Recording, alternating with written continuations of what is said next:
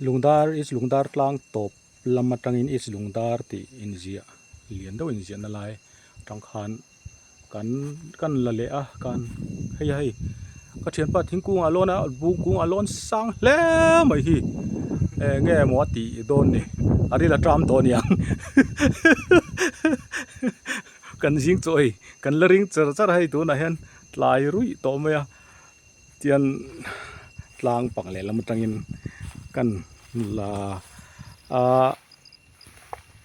hei hi le lamatanga landan chu ani amoi ko maya kalpo anuam aman la le ani hei hi ki la hian cross var lian deuh maya oma kan zoom ti amu thei tura ka ngaya ki ani engtlang nge cho se ho lawa eng po chu ni se hayan ti that te bim na mei chu helai tlang a hianin trong trai na mun bik ni tura ka ngaya ti khon line an siam kual ru amaya siamenin a kual chuak ani cross anta alung an phun boka khulai khu enge an ti na chan hi chu ka hrami alawa amaro chu khutiang anga an chei an tuai hnum khutiang ang tina chang an hria te khu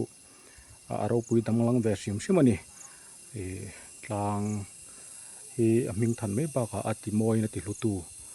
ani ti te kha kan soi tel du kan christian na hi chon cross hi mun ma ti moi na mai ni lovin ring tu kan ni na tele tiang anga tan hianin kan ti lam tel zel hi